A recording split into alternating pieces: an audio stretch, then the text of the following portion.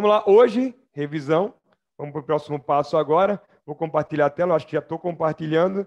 E vamos começar a falar desse primeiro passo da aula de hoje, que são as revoltas coloniais. Na história do Brasil, houve uma série de movimentos que tiveram dois objetivos principais. Quais foram esses objetivos, tá? Alguns movimentos, eles tinham causas, né, ou queixas pontuais, eles não queriam romper relações com Portugal, e aí a gente vai chamar essa primeira categoria de revoltas nativistas, coloca aí, as revoltas nativistas, e alguns outros tiveram, sim, uma pauta de ruptura, uma pauta mais radical. Esses movimentos que tiveram uma pauta mais radical, nós vamos chamar de movimentos separatistas. Então, se liga aí. Nós tivemos duas categorias, nativistas e separatistas. Quando nós falarmos de movimentos nativistas, para ficar bem fácil na cabeça essa revisão aqui, ó, se liga, quais foram eles os principais? Em primeiro lugar, revolta de Beckman, coloca aí. Eu vou falar de cada um, tá? Segundo, nós tivemos Guerra dos Mascates. E aí, ó, para os vestibulares regionais, já se liga. Beckman e Mascates foram movimentos que aconteceram onde? No Nordeste. Beleza? Nativistas que não tinham objetivo de independência, Beckman, Mascates, no Nordeste. Aí nós tivemos movimentos no Sudeste também, tá? Quais foram esses? Por exemplo, ó, Guerra dos Emboabas e a revolta que nós chamamos de Revolta de Filipe dos Santos. Tranquilo? Emboabas e Filipe dos Santos. Aconteceram onde? Sudeste, mais precisamente lá em Minas Gerais. Do outro lado, quando nós falamos de movimentos separatistas, quais são os dois? Os dois eu digo no período colonial, né? Porque depois a gente teve movimento separatista enquanto o Brasil foi reino, né? A Revolução Pernambucana, que não é um tema precisamente de hoje. Mas a gente vai só comentar na segunda parte da aula. Então, rapidamente, nós tivemos a conjuração ou a inconfidência mineira. Deixa eu colocar em ordem cronológica para ficar mais fácil aqui, ó. Inconfidência mineira. E do outro lado, nós tivemos, na Bahia, a conjuração baiana. Fechou? Inconfidência mineira e conjuração baiana. Agora vamos destrinchar cada uma delas nessa revisão, tá? Beleza? Como eu já falei, nativistas não têm pretensão de romper relações com Portugal. Pedro, onde é que a revolta de Beckman aconteceu? Primeiro ponto, Maranhão. Qual é o contexto dela? Ela acontece, sobretudo, vamos lá, no século, sobretudo não, né? Ela acontece no século XVII. E o que é que significa esse século XVII aí, quando a gente pensa, por exemplo, na história econômica do Brasil? O século XVII é, sobretudo, o período que marca a crise de uma economia no Brasil. A crise do açúcar, coloca aí. O açúcar está em crise. E a gente já revisou isso nessas aulinhas da quarta-feira à tarde. Lembra que nós tivemos ali, no século XVI para o século XVII, nós tivemos justamente as consequências do período holandês e as consequências da saída dos holandeses. Se vocês quiserem saber, por exemplo, um pouquinho mais, vamos aproveitar para revisar. Os holandeses, vou desenhar um mapa, eu não sei desenhar mapa, vocês sabem disso, tá? Aqui, ó, imagina que isso aqui é o Brasil, imagina, tá? Aqui era o antigo Tratado de Tordesilhas, e vocês lembram que os holandeses, eles permaneceram no Brasil de 1580 até 1654. Foi esse período... Eita, eu errei, perdão, desculpa. Perdão. Isso aqui foi o período da União Ibérica. Deixa eu corrigir. De 1637, ou 30, né? Que de fato foi o período em que eles começaram a guerra de ocupação, mas dominaram entre 34 e 37, 1630 até 1654. Corrigindo aqui. Então, eles passaram 24 anos no Nordeste. E aí é bom lembrar o seguinte, nesses 24 anos, os holandeses eles começaram a aprender uma coisa que eles não dominavam antes de chegar aqui. Antes de chegar, os holandeses eles cuidavam de duas etapas aí do açúcar. Eles faziam o refino do açúcar. O que é isso? Eles compravam em Portugal o açúcar mascavo, eles levavam esse açúcar mascavo para Amsterdã, tá? E aí, em seguida, eles refinavam, deixavam o açúcar branquinho e eles comercializavam. Então, os caras refinavam, e praticavam comércio. Eles tinham as fontes de comércio do açúcar em toda a Europa, ganhavam muita grana. Inclusive, é possível dizer que os holandeses foram os caras que mais lucraram com açúcar. Isso é indiscutível. Eles ganharam mais dinheiro com açúcar que propriamente os portugueses. Aí o que acontece? Como eles passaram 24 anos dominando o Nordeste, lembra de Nassau e tudo mais, eles acabaram também dominando outras etapas, que justamente se referem à produção do açúcar. Então, olha que interessante, os caras criaram aqui um trust agora, né? Eles produzem, eles refinam e eles vendem. Quando houve a tal da expulsão dos holandeses em 1654, o que é que vai acontecer? Esses holandeses vão sair do Nordeste brasileiro e eles vão levar essa produção do açúcar para uma outra regiãozinha na América Central, chamada de Antilhas. Não esquece disso, tá? Não esquece disso. O Enem também já falou disso, por exemplo. Porque você pensa, é um assunto regional, mas tem muita gente lá fora, inclusive, falando. Então, quando os holandeses levam o açúcar para as Antilhas, eles começam a produzir esse açúcar em larguíssima escala. E essa produção em larga escala vai fazer com que o preço internacional do açúcar caia. Em média, esse preço cai 50%. Ou seja, os holandeses dominam todas as etapas, têm as fontes, entregam esse produto, são os que mais lucram e, consequentemente, como é que ficou a economia do Nordeste? O Nordeste acaba entrando numa crise. É esse contexto que vai inaugurar aí, que vai dar sentido à revolta de Beckmann e também à Guerra dos Mascates. Preste atenção nesse contexto, que ele é valioso para as duas revoltas. Agora vamos voltar. Pronto. Então, ela aconteceu no século XVII, durante a crise do açúcar, e basicamente quem são os atores principais desse conflito? Os principais atores são, de um lado, os senhores de engenho do Maranhão, não esquece disso aqui. Os senhores de engenho começaram a entrar em atrito justamente com duas instâncias. Eles entraram em atrito com a coroa portuguesa, coloca aí, com o rei de Portugal, e eles entraram em atrito também com a tal Companhia de Jesus. Lembra que a Companhia de Jesus era justamente a frente da Igreja Católica, que tinha como objetivo o quê? Fornecer, otimizar, enfim, possibilitar a catequese dos indígenas. Primeiro ponto, por que esses caras ficaram irritados com a coroa portuguesa? Porque diante da crise do açúcar aqui no Nordeste, os senhores de engenho do Maranhão não tinham nenhum apoio, nenhum incentivo fiscal do governo de Portugal. E mais um detalhe, Portugal vendia insumos como a própria mão de obra escrava. Era Portugal que vendia. Eram burgueses portugueses que vendiam escravos no Maranhão. E esses escravos estavam a um preço altíssimo. Mais um detalhe, a coroa portuguesa criou uma empresa chamada de Companhia do Comércio, colocar abreviado, tá? Do Maranhão. Companhia do Comércio do Maranhão. Era uma empresa do governo português e essa empresa vendia produtos no Maranhão a preços altíssimos. E aí, essa companhia também era aquela que podia comprar os produtos maranhenses. Então, olha, observa que fuleiragem. Portugal usava uma empresa para vender insumos para o Maranhão a um preço baixíssimo, tá? Então, assim, eu acho que eu errei novamente, né? Hoje eu acho que eu desconcentrei. Eles vendiam produtos a um custo alto, corrigindo, e eles compravam produtos a um custo muito baixo. Tipo, eu te vendo escravo por 10 mil reais cada escravo, e eu compro, por exemplo, a tonelada do teu açúcar a R$ 1.000. Era mais ou menos assim. Então, os senhores começaram a perceber que Portugal estava desfavorecendo o Maranhão. Portugal não incentivava o Maranhão. Foi o primeiro problema aí. O segundo problema foi o seguinte: uma vez que a mão de obra escrava negra ela está muito cara, que a Companhia de Comércio Portuguesa, que é chamada de Companhia de Comércio do Maranhão, vendia escravos a um custo muito alto, qual foi a ideia dos senhores? A ideia foi a seguinte: eu vou começar a buscar mão de obra escrava de outra fonte. Se eu não consigo esse escravo que vem da África, eu vou começar a fomentar a escravidão dos índios. Então, os senhores de engenho do Maranhão vão começar a exigir que o governo português autorize a escravidão indígena. É bom lembrar que, nessa época, não era permitido escravizar índios.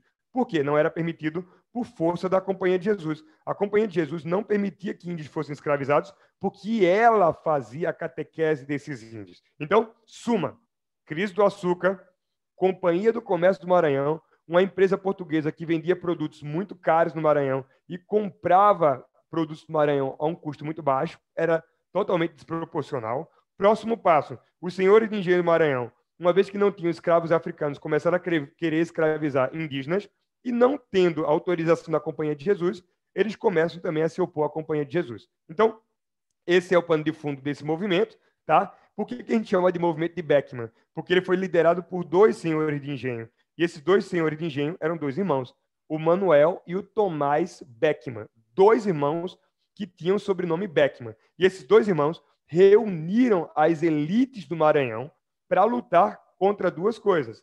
Primeiro, nós queremos escravizar índios.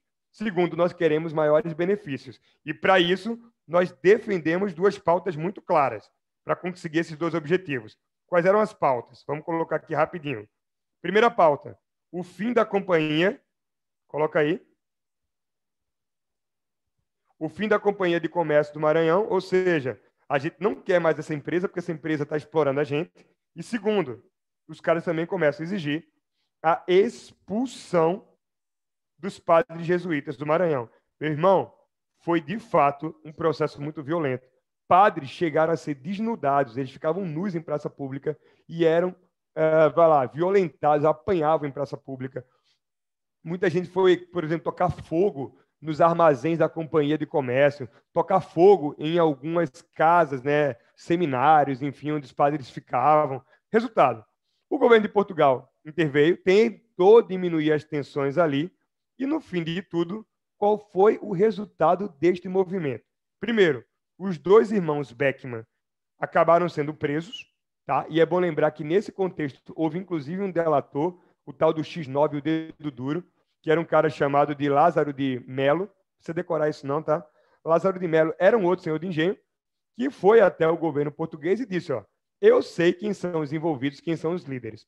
Se vocês me derem, por exemplo, benefícios fiscais, eu vou denunciar todo mundo. Ele foi lá, denunciou a galera, só que o destino de Lázaro de Melo, do X9, não foi um destino bom, não. Os revoltosos descobriram que foi ele que denunciou, pegaram Lázaro de Melo e levaram para o engenho dos irmãos Beckman. E aí colocaram o cara na moenda, sabe aquela máquina que tritura a cana? Colocaram o corpo dele ali pelas pernas e acionaram a moenda até que ele fosse todo triturado. Foi uma morte terrível. Então, o que acontece? No final das contas, o movimento não prosperou, os líderes, né, foram presos, aprisionados, inclusive extraditados do país, e no final das contas, a única coisa que eles conquistaram de fato foi o seguinte, o fim da Companhia de Comércio do Maranhão. Essa companhia, de fato, foi extinta, mas os jesuítas continuaram no Brasil. Agora, um detalhe importante. Pedro, quando é que os jesuítas são de fato expulsos? Se você já quer essa ponte para, de repente, questões do futuro aí, quem foi que expulsou os jesuítas? A expulsão dos jesuítas, ela só acontece, preste atenção, vou colocar aqui, ó, OBS, observação, no governo do primeiro-ministro de Portugal, o governo do Marquês de Pombal. Coloca aí. Foi só no século XVIII que o Marquês de Pombal, primeiro-ministro português, decreta lá em Portugal que a Companhia de Jesus tem que ser expulsa do Brasil. Mas não tem nada a ver com o Maranhão, não foram os maranhenses. Passou mais de 100 anos. Foi porque ele era um iluminista e defendia que o Estado não deveria ter influência da igreja e dizia, sobretudo, que a Companhia de Jesus tinha muito poder, muito dinheiro, muita influência política. Então, foi uma maneira de dizer que o Estado era laico. Então, está aí o resumo. Revolta de Beckman, crise do açúcar, um atrito entre os latifundiários do Maranhão contra a coroa portuguesa e contra a Companhia de Jesus. Um movimento violento que acabou, sobretudo, tendo uma pauta atendida que foi o fim da companhia, mas os jesuítas continuaram proibindo a escravidão indígena. Próximo passo agora, vamos para um outro movimento. A Guerra dos Mascates, ela aconteceu onde? Primeira coisa, se Beckman aconteceu no Maranhão, a Guerra dos Mascates, Nordeste, aconteceu em Pernambuco. Beleza? O que foi esse movimento, Guerra dos Mascates? Ele foi um movimento que basicamente tem como pano de fundo, mais uma vez, o século XVII. Ele aconteceu no finalzinho do século XVII, início do século XVIII. Se aperreia com isso, não. Mas o pano de fundo dele também foi a crise do açúcar. Meu irmão, se a concorrência do açúcar holandês nas Antilhas lascou o Maranhão, Imagina o impacto que isso aconteceu ou que gerou em Pernambuco. Para ter ideia, Pernambuco chegou a ser o maior produtor de açúcar do mundo.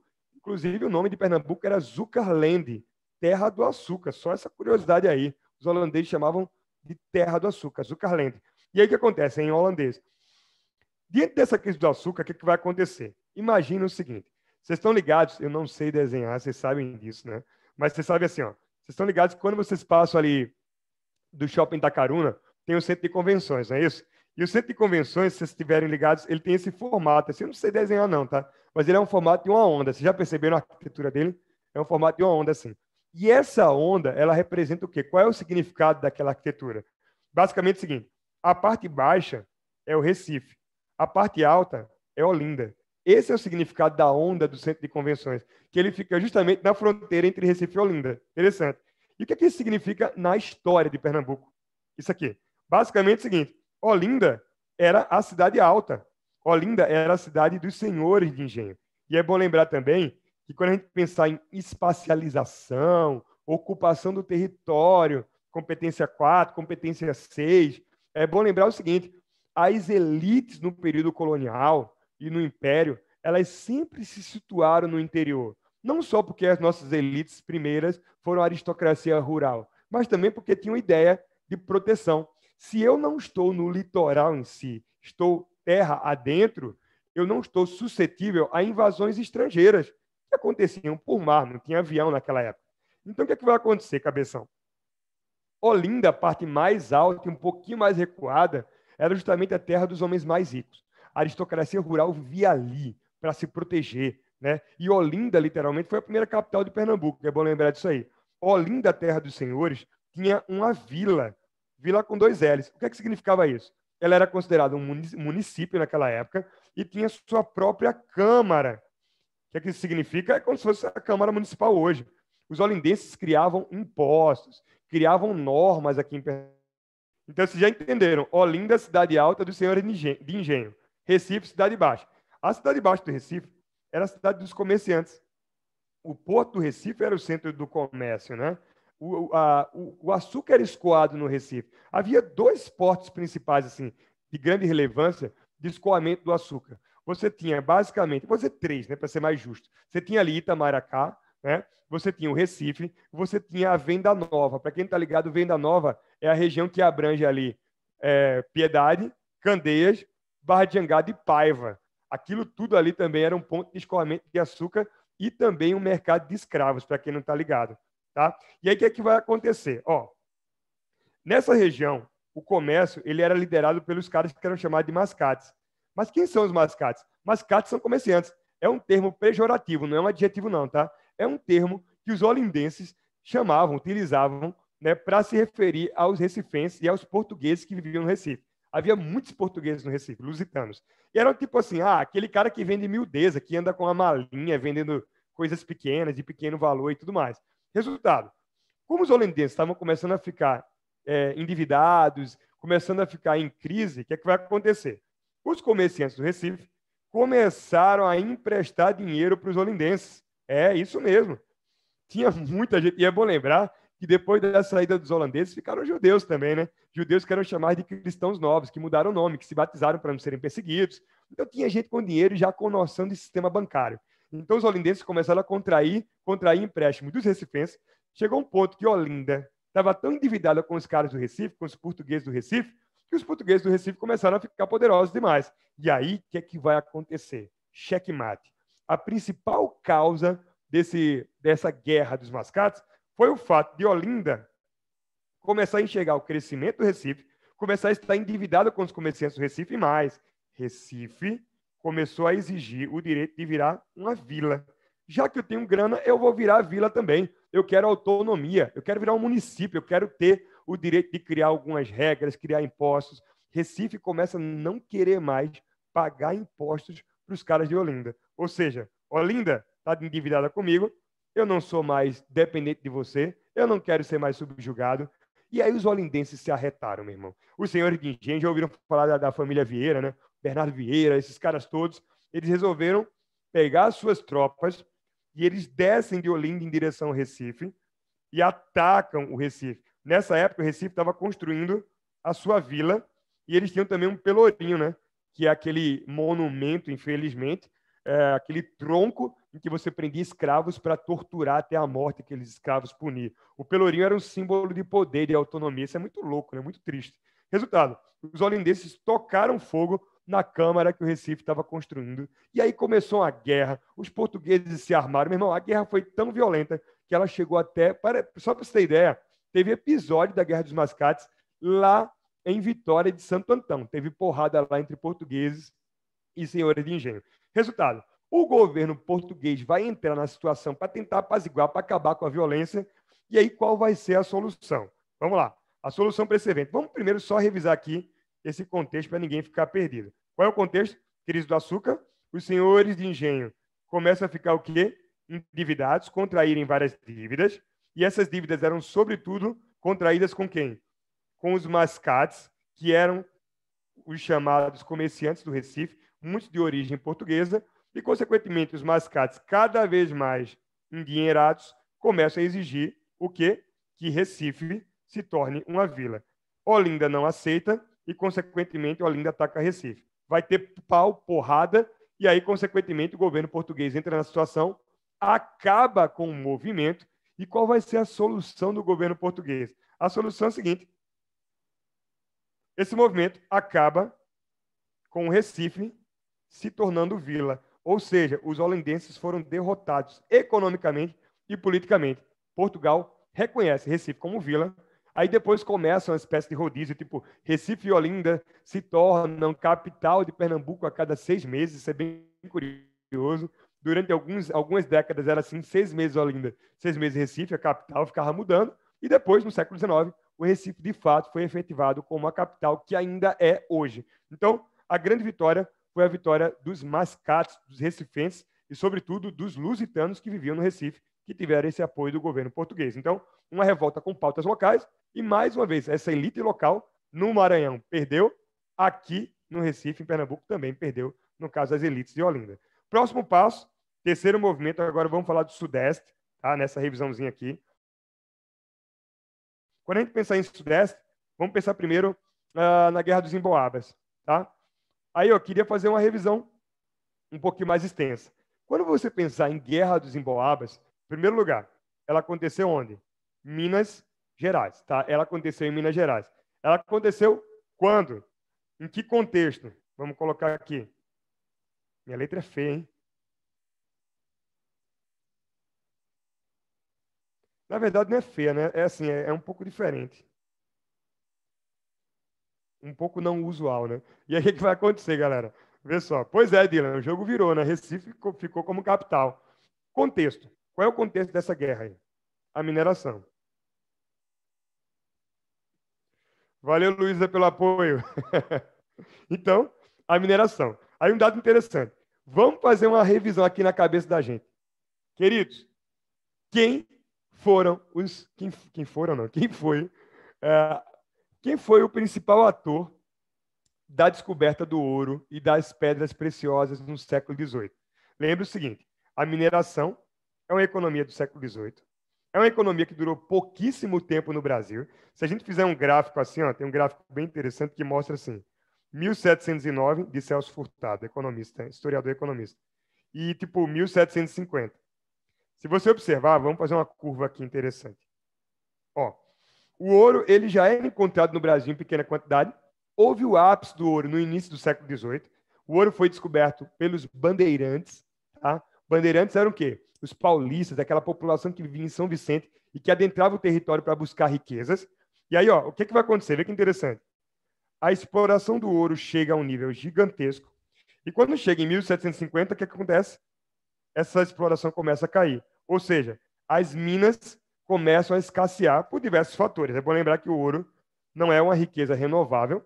Quanto mais você extrai de maneira predatória, sem cuidar do solo e de outras regiões que porventura tiverem ouro, você acaba vendo as minas ficarem escassas rapidamente. Outro detalhe, vai faltar tecnologia para encontrar ouro em profundezas maiores. Então, o que se extraía naquela época era o ouro de superfície. Então, basicamente, se você imaginar, eram basicamente 3,2 milhões de pessoas explorando ouro nas Minas Gerais e acabar rápido, não tem como correr. Resultado, é esse contexto, o contexto de expansão e crise do ouro, que essa revolta vai acontecer.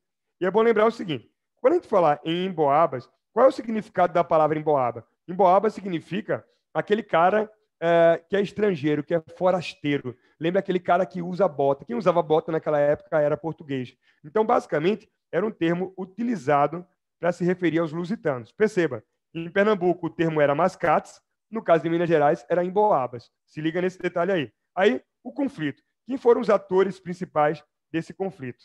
Deixa eu tentar organizar um pouquinho aqui, pelo amor de Deus.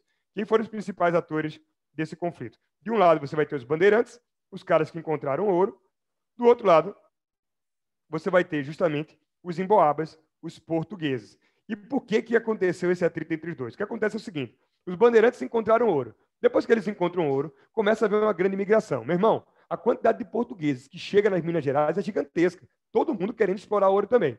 Os bandeirantes começam a se sentir o quê? Ameaçados. Meu irmão, eu encontrei o ouro e agora tem um monte de portugueses tomando todas as terras mineradoras.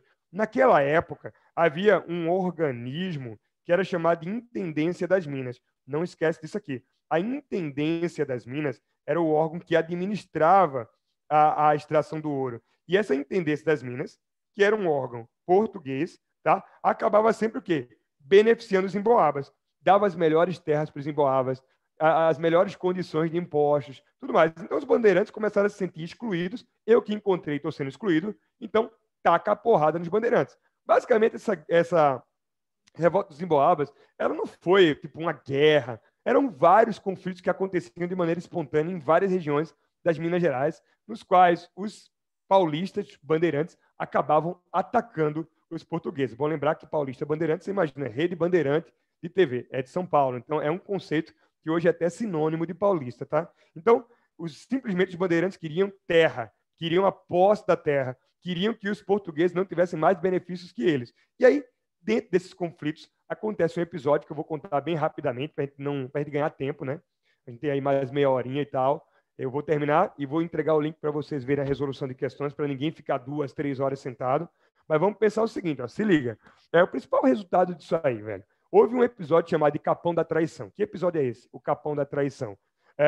Os emboabas, os portugueses, não precisa decorar isso não, tá? É só para você lembrar, para te fazer uma memória aí positiva. O que vai acontecer?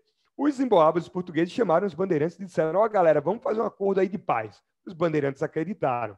E aí, eles foram para o meio de uma mata, que fica ali nas margens do Rio da Morte, né, que tem lá em Minas Gerais, e aí eles não sabiam que aquilo era uma emboscada.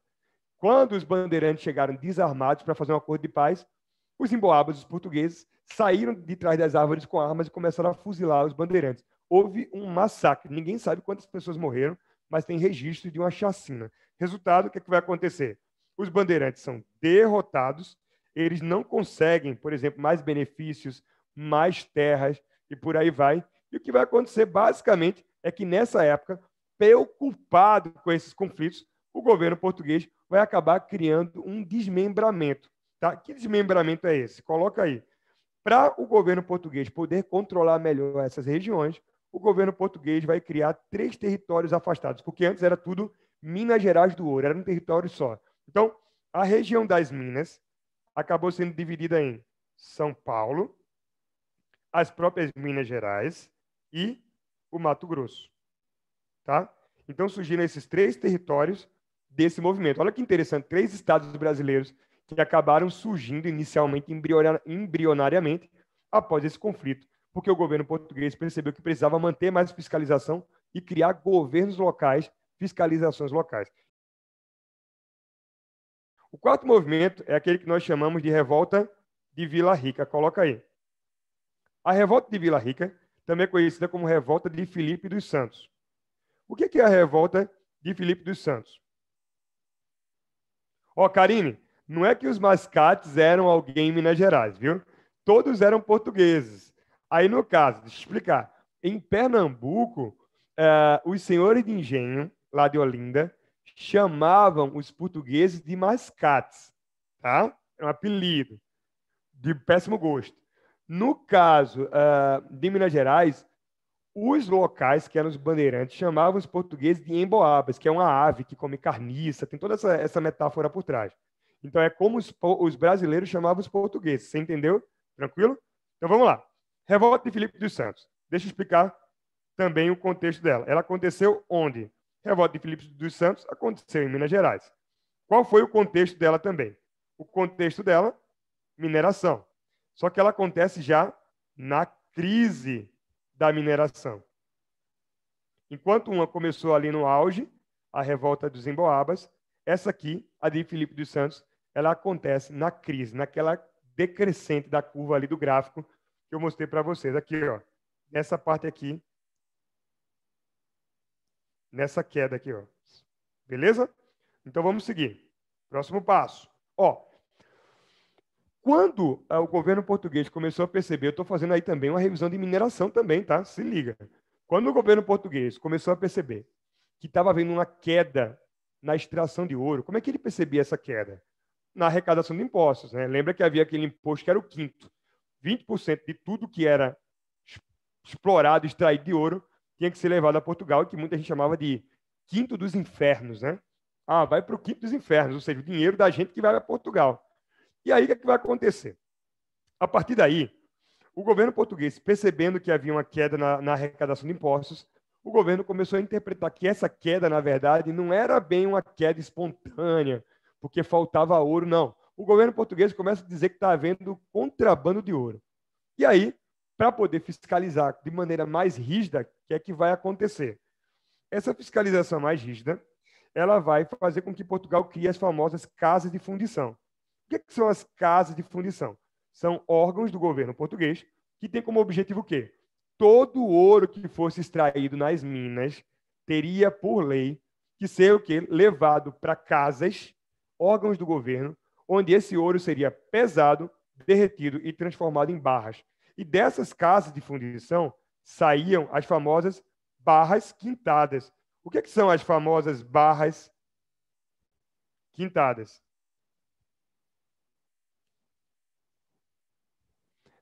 E daí que as pessoas passam a esconder. Por aí. Daqui a pouco eu vou contar essa história aí.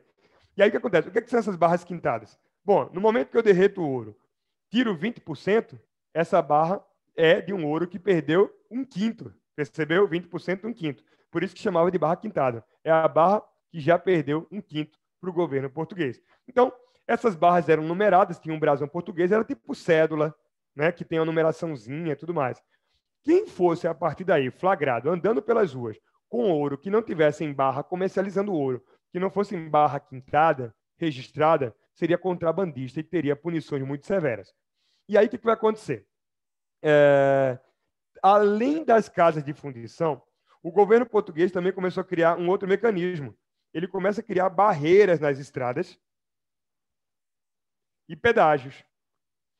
Para você poder circular pelas Minas Gerais, levando ouro na sua carrocinha, um tropeiro que levava ali com a sua mula o ouro, você tinha que pagar imposto e também tinha que ser fiscalizado nessas barreiras. Era uma maneira de evitar que as pessoas roubassem. Por exemplo, como o Dylan falou, tinha um hábito interessante de padres de pegar, construir santinhos, né, santinhos de madeira, eles esculpiam o santinho por dentro, o santinho ficava oco, eles colocavam ouro dentro do santinho, fechavam o santinho e passavam com a carroça com vários santinhos, né, até que descobriram, quando um santinho caiu no chão, abriu a portinha ali de trás do santinho e o ouro apareceu. E aí começou a ver aquele ditado, né, santinho do pau oco, aquele que parece santo, mas não é.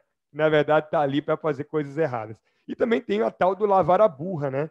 Além de santo pau oco ser um santo falso, lavar a burra vem dessa época da mineração também.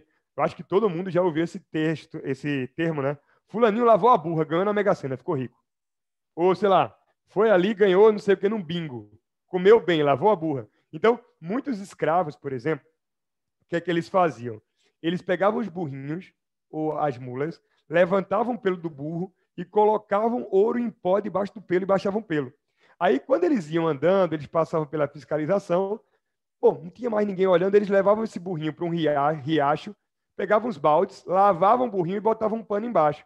Aí esse ouro em pó escorria e caía nesse lençol, que virava peneira. Aí ficava só o ouro em pó. Por isso que se chama de lavar a burra. Você lava a burra e o ouro sai dessa lavagem você fica com o dinheirinho. É bom lembrar que muitos escravos juntavam esse dinheirinho, e depois compravam a liberdade. Com a mineração começa a surgir o termo escravo liberto, ou seja, alguns escravos já começam devagarinho a comprar a sua alforria. Interessante isso aí também, tá? Aí, seguindo um pouquinho mais, tá? Só para terminar isso aqui. Vai surgir um grupo em Vila Rica, Minas Gerais, liderado por Felipe dos Santos. Felipe dos Santos, para quem não está ligado, era um tropeiro, tá? Um tropeiro. Ele ganhava dinheiro à vida carregando ouro, era um cara pobre. E aí as elites da época vão se juntar, muita gente rica, tá? As elites vão se juntar para fazer um movimento contra as casas de fundição. Então, em suma, essa revolta, ela quer o fim das casas de fundição, o fim, basicamente, das barreiras e dos pedágios. Eu não quero mais casa de fundição. Eu não quero que vocês me roubem, porque havia denúncias de que as balanças eram adulteradas e que sempre você ficava com a parte que não era uma parte certa. O governo sempre tirava mais porque adulterava a balança, cobrava um imposto maior.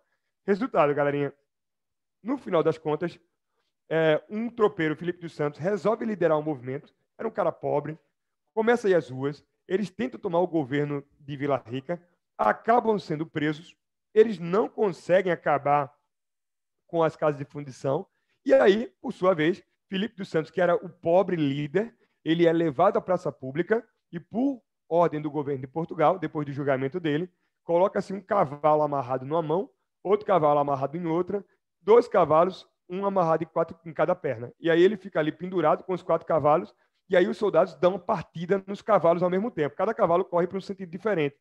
E aí ele é realmente ali, sei lá, não sei como é que chama, esquartejado em praça pública dessa maneira terrível.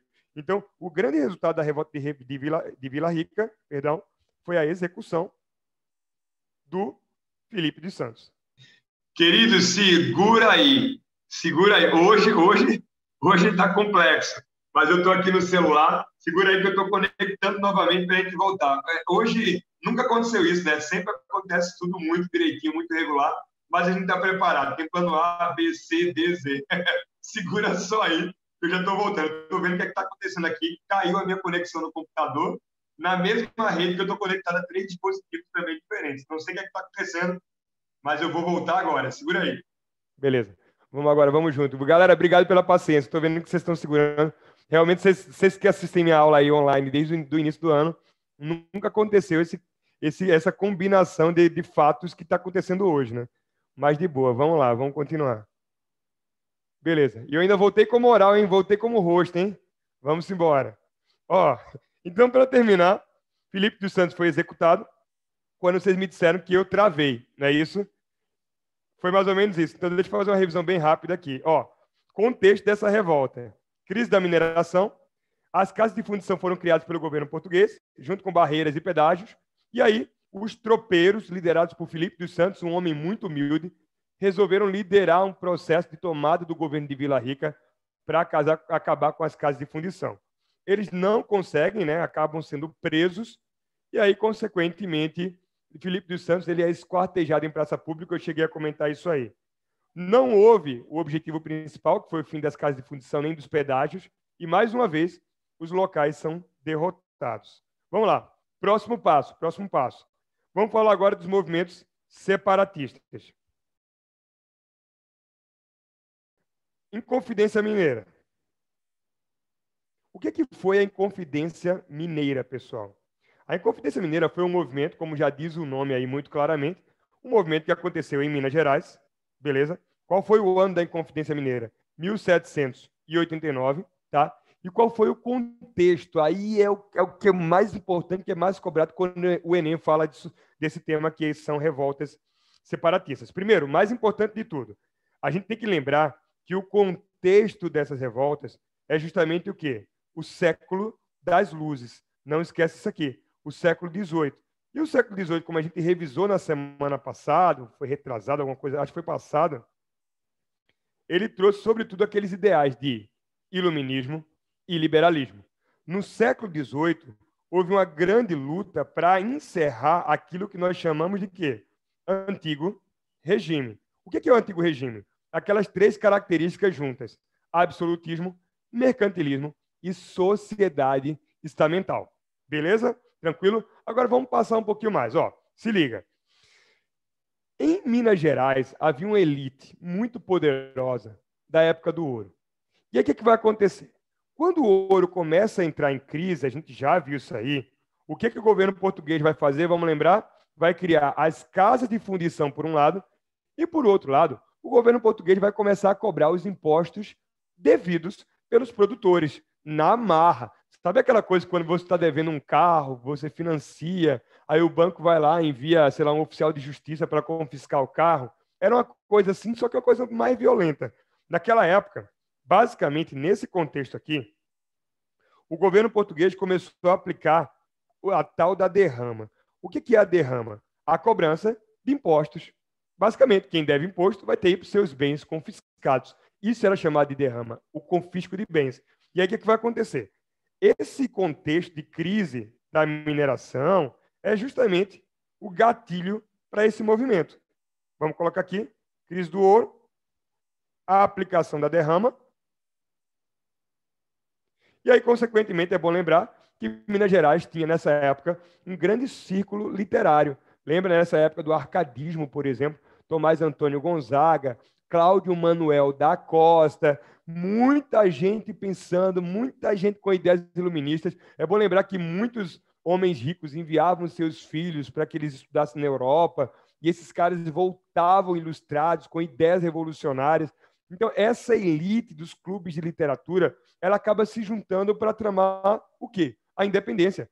A gente vai romper com Portugal e a gente vai criar uma nova república. Só que é bom lembrar o seguinte, nessa época, a Inconfidência Mineira foi muito influenciada por quem? Vamos botar aqui, havia um contexto recente acontecendo, além do iluminismo, a independência dos Estados Unidos. Não esquece disso, vocês vão ver na ficha que muitos vestibulares colocam questões falando disso aqui. Isso aqui é a chave para 1 milhão de questões.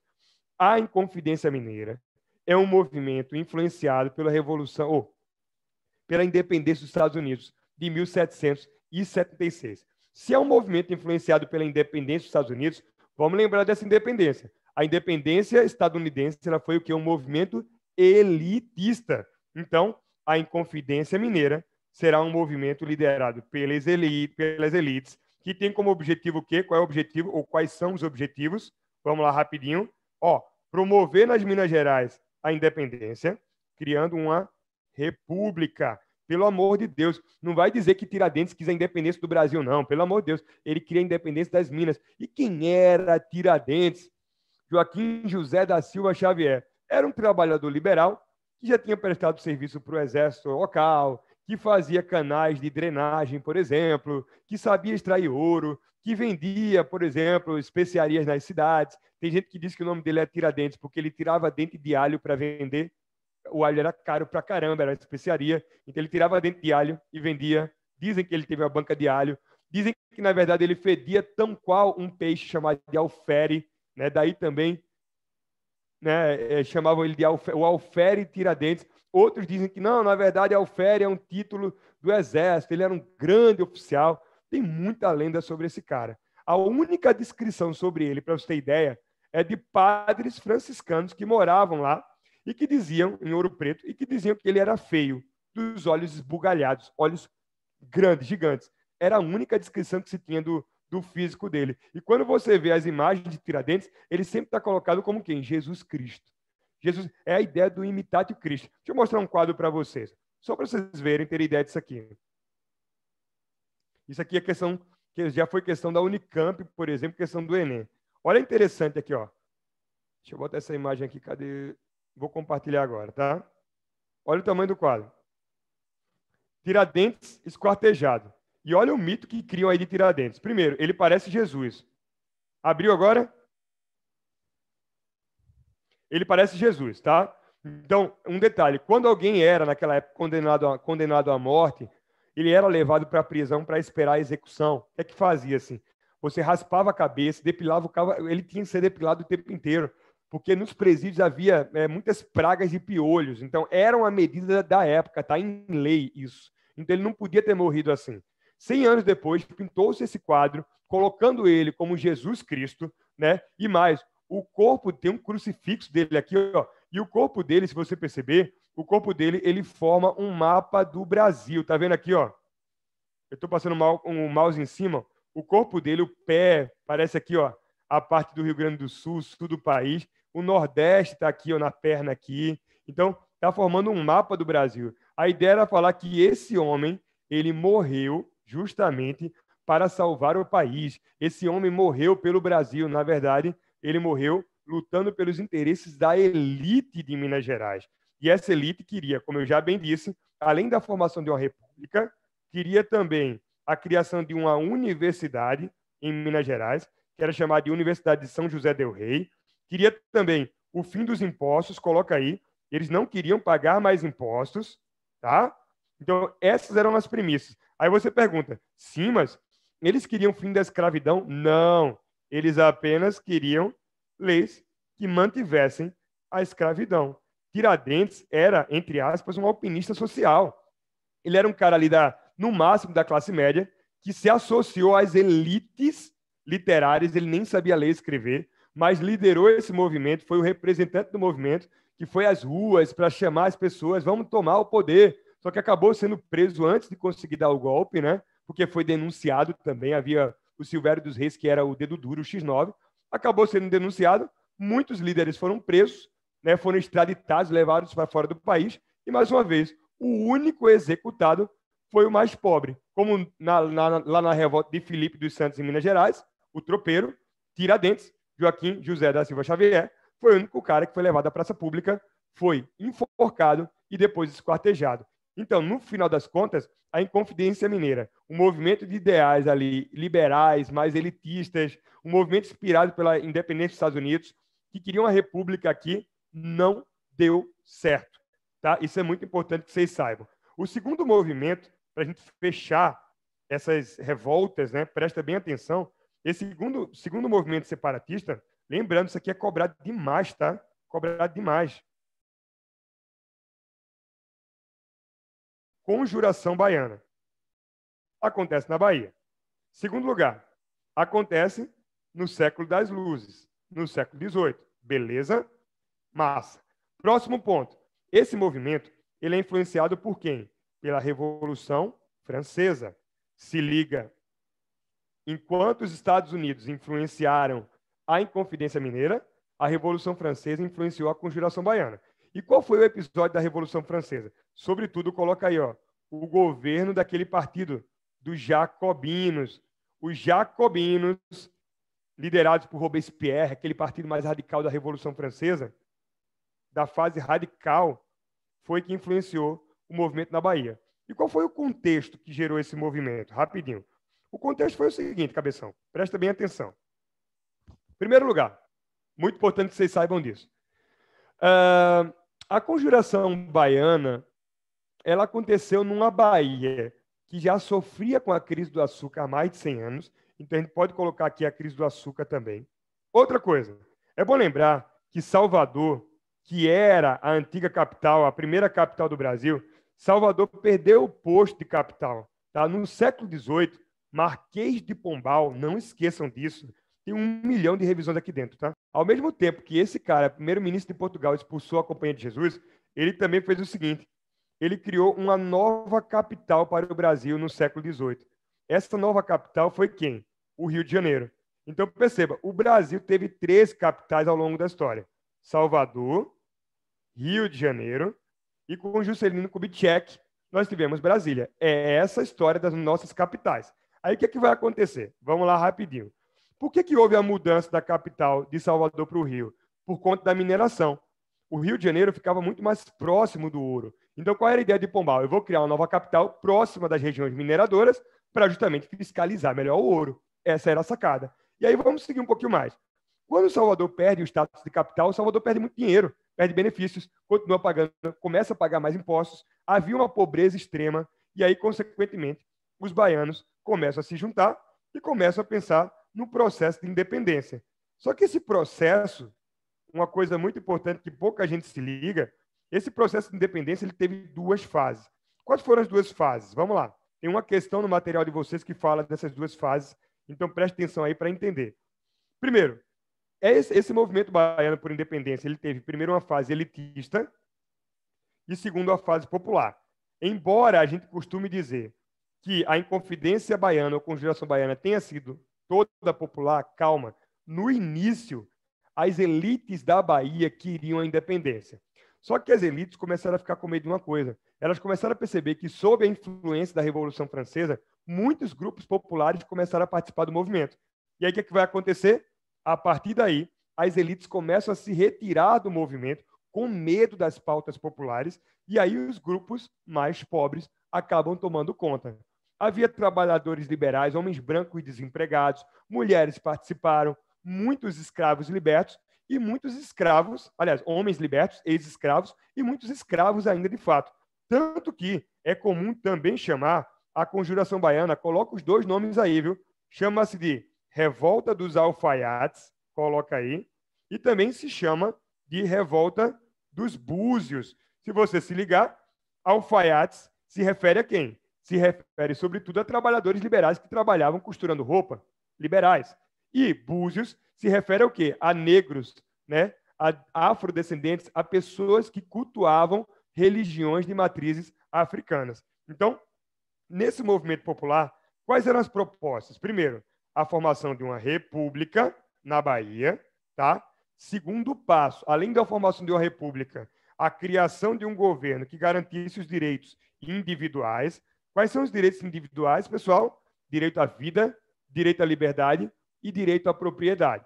Próximo ponto. Além disso, eles também queriam que o fim da escravidão. Foi um movimento que, desde cedo, pregou a abolição da escravatura. Então, essas são as premissas básicas. E mais, eles também defendiam o voto universal. Meu irmão, esse movimento foi demais. Ele foi muito moderno para aquela época. Ele foi muito ousado. Só que, mais uma vez, um movimento popular foi abatido pelo governo português e foi massacrado. Os líderes negros foram literalmente queimados em fogueiras, queimados vivos ou enforcados em praça pública ou morreram chicoteados em pelourinhos.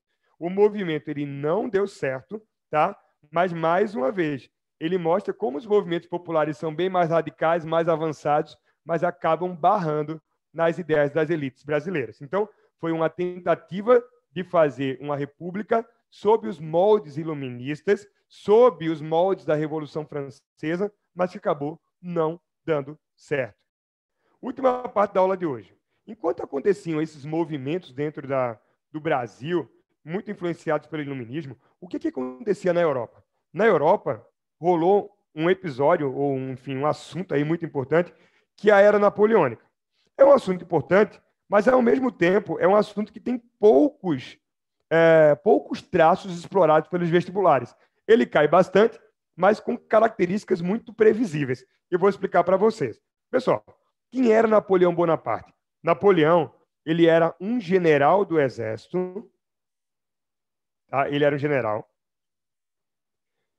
Ele, inclusive, ascendeu ao generalato francês aos 24 anos de idade. Isso é uma coisa inédita, muito cedo, muito jovem. E aí, o que vai acontecer? Ele participou da Revolução Francesa. Durante a Revolução Francesa, Napoleão, não é que ele era um entusiasta, que ele liderou a Revolução. Calma. Napoleão, na verdade, ele participou de missões militares durante a Revolução. E o que ele fez durante essas missões militares? Sobretudo, ele combateu um arqui-rival, um grande inimigo da França, que foi a Inglaterra. A Inglaterra temia muito os efeitos da Revolução Francesa. A Inglaterra temia, já estou terminando, segura um pouquinho, daqui a pouco fecho.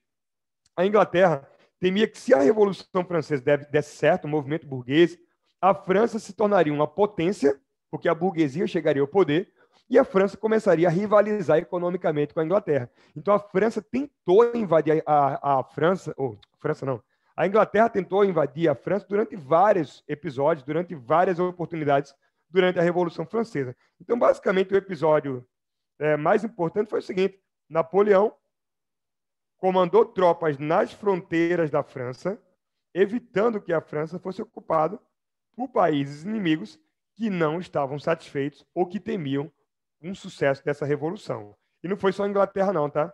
Países absolutistas também tinham medo que a revolução desse certo, porque estava derrubando o absolutismo. Então, assim, Napoleão se tornou um herói. O cara que garantiu as fronteiras do país durante a revolução. Só que tem um problema. A Revolução Francesa teve uma fase muito popular, como a gente já comentou, que foi a fase dos jacobinos, teve até a ideia de reforma agrária. Depois teve uma fase muito conservadora. E essa fase conservadora foi justamente a fase que nós chamamos dos girondinos. Então, vamos explicar rapidinho a chegada ao poder. Como é que Napoleão, esse general, chega ao poder na França? Saca só. Entre 1795 e 1798, a França foi governada por um partido, o girondino. A Revolução Francesa basicamente primeiro os jacobinos chegam ao poder, depois os girondinos chegam ao poder. É muito simples. E os girondinos, eles eram completamente conservadores. Eles representavam na França a alta burguesia. Eles começaram a tomar uma série de medidas impopulares. E aí, resultado, durante o governo dos girondinos, muitos movimentos populares começaram a eclodir dentro da França. Resultado, o que é que vai acontecer? Os próprios girondinos, temendo que o povo se levantasse e derrubasse-os do poder, os girondinos começam a pensar o seguinte: chegou a hora de acabar com a Revolução Francesa. Já eram quase 10 anos de revolução. E o que é que se via? Guilhotina, cabeças rolando. Nada de liberdade, igualdade e fraternidade, que era o tema e o lema da Revolução. Resultado, em 1798, os girondinos resolvem convocar esse militar Napoleão, que era um homem popular, para assumir o poder. Os próprios girondinos chamam Napoleão para dar um golpe neles mesmos. Um alto golpe. Qual era a ideia? Eu coloco esse militar no poder e a gente vai governar por trás dele. Foi basicamente isso aí. Esperando que Napoleão ali ficasse na mão dos girondinos. Coloca esse cara como um teste de ferro. E aí acontece o golpe que leva Napoleão ao poder, que é chamado de 18 Brumário. Se liga, 18 Brumário é o episódio que leva Napoleão ao poder dentro da França. Agora, seguindo mais, para ser mais sucinto, perceba que tem toda a conexão. A Conjuração Baiana, 1798. Napoleão chegou ao poder, 1798. Aí, próximo passo. Quais são as características do governo Napoleão? O governo Napoleão, ele é dividido em 3 fases. Primeiro, uma fase chamada de fase do consulado, que vai de 1798 até 1804. Uma segunda fase, que é aquela que nós chamamos de fase do Império, governo imperial. Esse governo imperial vai de 1804 até 1814. E uma terceira fase, que é o que nós chamamos de governo dos 100 dias. Simples, simples, simples. Essa primeira fase do consulado, nela se destaca o seguinte: Napoleão, como cônsul, representante da diplomacia francesa e do poder executivo, ele negociava bastante com o legislativo e ele criou o famoso, se liga aí que isso aqui, eu vou colocar só o que os vestibulares cobram, tá? Ele criou o famoso Código Napoleônico, que era um conjunto de centenas de leis, nessa época, que tinham quais traços? Primeiro, eram leis elitistas. Um exemplo disso, proibia a greve. Os trabalhadores não podiam fazer greve. Segundo, era autoritário. Previa a censura a artistas intelectuais, a grande mídia do país. Terceiro, era patriarcal, porque diminuía qualquer participação das mulheres. Em que sentido? Mulheres perderam os poucos direitos que tinham. Um exemplo, a mulher perdeu, por exemplo, o direito de pedir divórcio. A mulher não tinha condição de manter-se com os filhos caso o marido saísse de casa. A guarda das crianças era dos filhos. Se a mulher fosse espancada pelo marido, ela não tinha direito a ter acesso à justiça e tudo mais. Então, assim, você percebe que nem na Revolução Francesa, nem após a mulher na França teve direito, naquele contexto. E próximo passo, muito importante também, Napoleão, ele decreta, por exemplo, medidas que promovem a laicização da França, tá? Ou seja, a França, deixa eu colocar aqui melhor, tá? O Estado francês, ele passa a ser maior, mais importante que a Igreja da França. Ele cria uma série de mecanismos para controlar a Igreja francesa. Bom, essas medidas elitistas foram tão importantes para ele se manter no poder que a elite começa a apoiar demais Napoleão. E aí Napoleão, hiper empolgado, o que ele faz? Em 1804, ele faz um plebiscito. Primeira característica do Império. Ele faz um plebiscito. E nesse plebiscito, ele pergunta o seguinte à população: vocês me querem como imperador? Ele convoca a população, lembrando que o voto naquela época era um voto censitário, só a elite votava só os mais ricos. Então ele convoca a população, pergunta se a população o quer como imperador, ele vence, a elite o escolhe como imperador, ele passa a ser vitalício agora, e a partir daí ele humilha inclusive o Papa. É nesse contexto que acontece aquele episódio. Ele faz uma grande cerimônia na igreja de Notre Dame, chama o Papa Pio na época, para colocar a coroa sobre a cabeça dele, para abençoar a coroa, e no momento que durante a missa o Papa fala em nome de Pátria, de Filho, de Espírito Santo, e pede para Napoleão se curvar e receber a coroa, Napoleão toma a coroa da mão do Papa e coloca na própria cabeça e diz, quem coroa Napoleão é o próprio Napoleão. Não há ninguém maior que Napoleão dentro da França, que o imperador. Nem a igreja é maior que Napoleão. Então ele humilha publicamente o Papa naquela cena, e ele começa a mostrar os traços ali de megalomania do governo dele. E aí, próximo passo, Napoleão vai criar o tal do bloqueio continental. Cai demais isso aqui, tá? Se liga. O que é o bloqueio continental, pessoal? Basicamente é o seguinte, Napoleão ele começa a desejar tornar a França a maior potência da Europa. Só que para tornar a França a maior potência da Europa, ele tem que vencer a Inglaterra, ele tem que destruir o mercado inglês, derrotar a Inglaterra. Ele até tentou inicialmente, numa tal de Batalha de Trafalgar, ele tentou usar navios, embarcações para invadir a Inglaterra, acabou sendo derrotado. É bom lembrar que a Inglaterra era a maior marinha do mundo, né? A rainha dos mares. E aí, como ele percebe que não consegue invadir a Inglaterra, ele decreta o seguinte, a partir de agora, quem comercializar com a Inglaterra na Europa, tornar-se-á inimigo da França. Então ele cria uma lei, tipo, mais ou menos isso aqui, ó. Imagina que isso aqui é a Europa. Eu não sei desenhar, tá? Vocês sabem disso. África, Oriente Médio, Europa aqui. Aí que Inglaterra, aqui, essa bola aqui. Inglaterra. Aí o que acontece? Napoleão ele vai criar um cordão de isolamento. Ele vai dizer o seguinte, ó. Isso aqui. Ninguém da Europa continental poderá mais comercializar com a Inglaterra. Quem comercializar, o que é que eu vou fazer? Eu vou invadir seu território. Então, o grande objetivo, e se liga que as questões perguntam muito isso aí, qual era o objetivo do bloqueio continental? O objetivo do bloqueio continental era fazer com que... o que aconteceu aqui? O objetivo do bloqueio continental era justamente impedir que os europeus comercializassem com a Inglaterra, fazendo com que a economia inglesa chegasse a uma crise e, a partir dali, Napoleão tivesse condições de invadir a Inglaterra, que não teria como reagir. Então, o objetivo era esse e mais. Outro desejo dele era, se ninguém compra produtos da Inglaterra, a galera vai comprar produtos de quem? Da França. Então, a ideia é que a França agora pudesse suprir as necessidades do mercado europeu. Só que vai ser um fracasso essa ideia do bloqueio continental. Por quê? Porque, primeiro, a indústria francesa ela era muito recente, muito nova.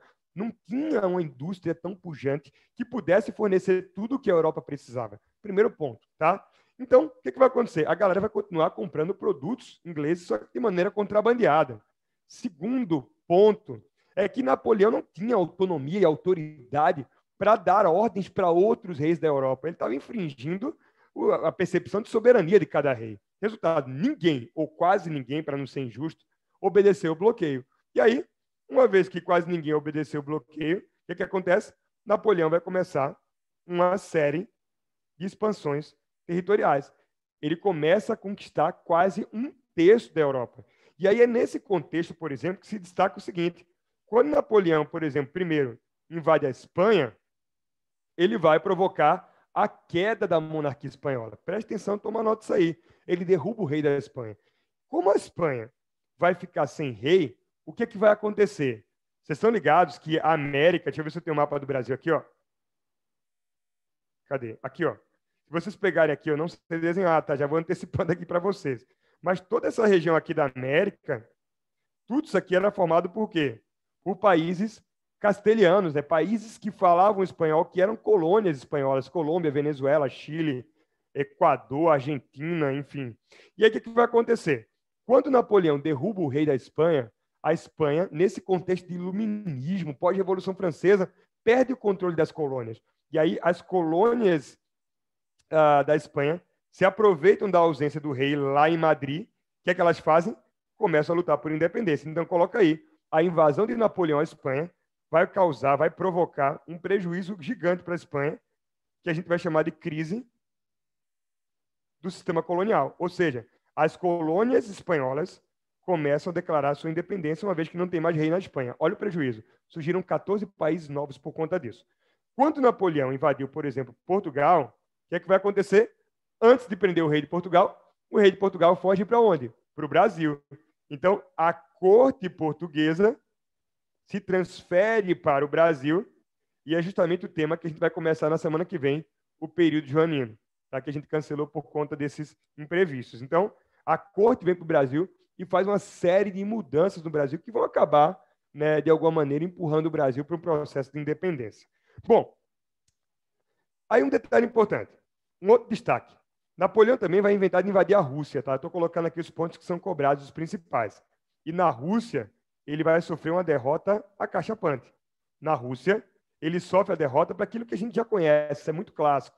Ele perde para o inverno russo e ele perde também para aquela tática que o rei da Rússia utilizou, que a gente chama de tática da terra arrasada. O que o rei da Rússia faz? Ele manda destruir o próprio território dele, deixa o exército napoleônico entrar no território e espera o inverno começar. Quando o inverno começa, as tropas de Napoleão ficam presas no gelo, não conseguem sair da Rússia e não tem alimentação, porque os poços de água estão contaminados, as plantações foram destruídas, as casas foram destelhadas, os soldados começam a morrer de quê? Hipotermia, de fome, e Napoleão é derrotado.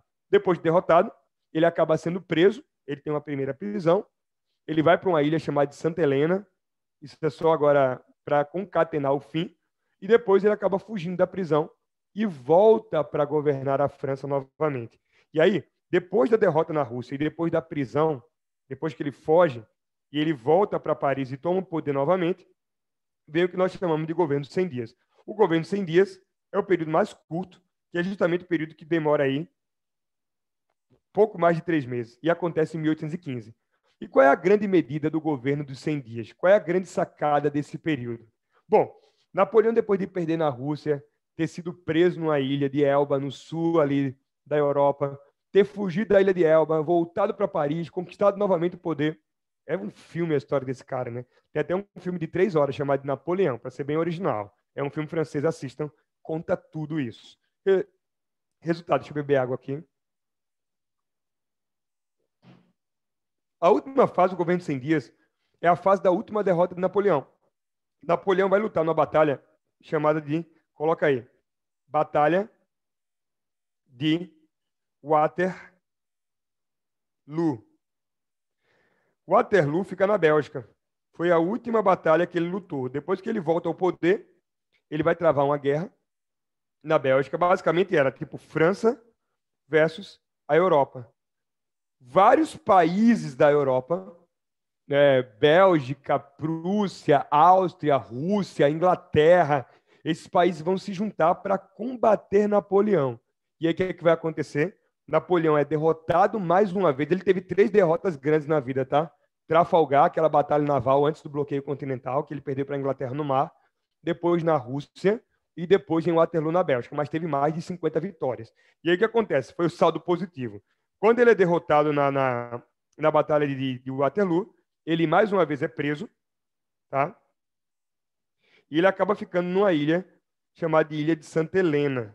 Para quem não está ligado, Santa Helena tipo fica no Atlântico Africano. Mapa mundo gigantão, né? Pronto. O que acontece? Olha que interessante. Deixa eu voltar aqui para a gente fechar. O último ponto é o seguinte. Após a derrota de Napoleão, o que vai acontecer?